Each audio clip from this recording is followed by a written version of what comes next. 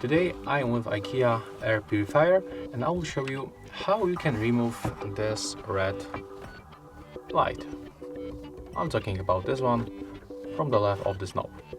So when this LED is on the red, it means that your filter is used up, so we have to exchange it. So of course we have to open your device just like that. Do it gently, try to don't break it, because as you can see right here it's a plastic. It's covered with the material right here, but the under it's the plastic, so you have to make it gently.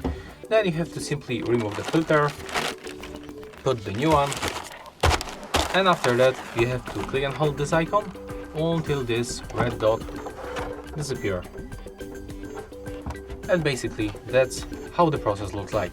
So if you find this video helpful, remember to leave a like, comment and subscribe.